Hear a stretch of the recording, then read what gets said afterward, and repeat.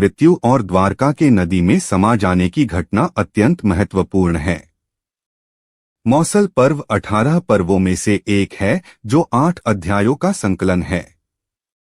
इस पर्व में भगवान कृष्ण के मानव रूप को छोड़ना और उनकी मृत्यु के पश्चात उनकी नगरी द्वारका के साथ घटी घटना का वर्णन है।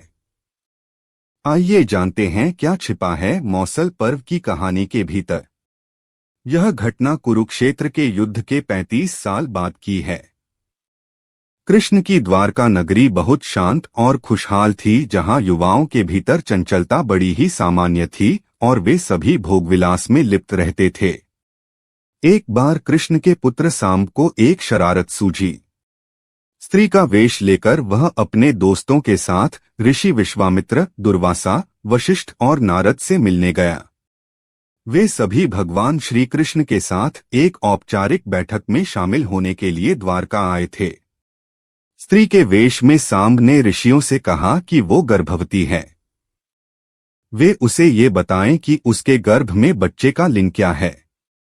उनमें से एक ऋषि ने इस खेल को समझ लिया और क्रोधित होकर सांब को श्राप दिया कि वो लोहे के तीर को जन्म देगा, जिससे उनके कुल और साम्राज्य का विनाश होगा।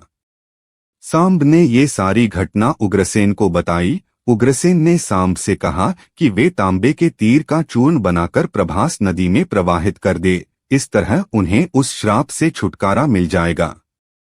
सांबा ने सब कुछ उग्रसेन के कहे अनुसार ही किया।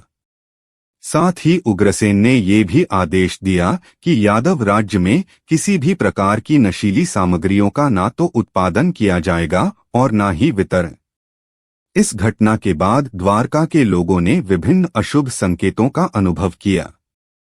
सुदर्शन चक्र, कृष्ण के शंख, उनके रथ और बलराम के हल का अदृश्य हो जाना, अपराधों और पापों में बढ़ोतरी होना, लाज शर्म जैसी चीजों का समाप्त हो जाना।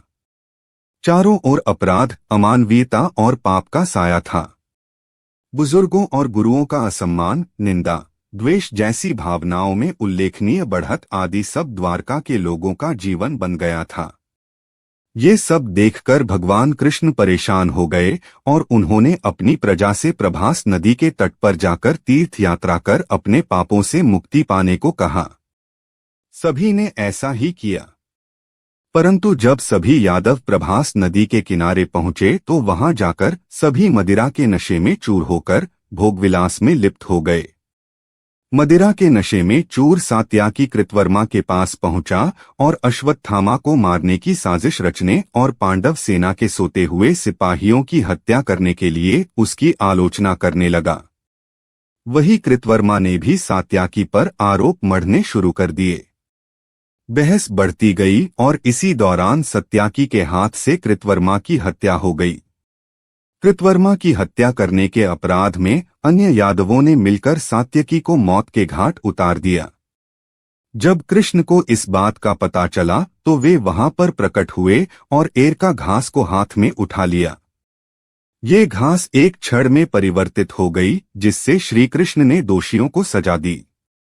मदिरा के नशे में चूर सभी ने घास को अपने हाथ में उठा लिया और सभी के हाथ में मौजूद वो घास लोहे की छड़ बन गई, जिससे सभी लोग आपस में ही भिड़ गए और एक दूसरे को मारने लगे।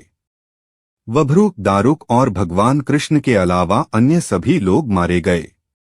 यदुवंश के नाश के बाद कृष्ण के ज्येष्ठ भाई बलराम समुद्र तट पर बैठ गए और एकाग्रचित्त होकर परमात्मा में लीन हो गए। इस प्रकार शेषनाग के अवतार बलराम जी ने देह त्यागी और स्वधाम लौट गए।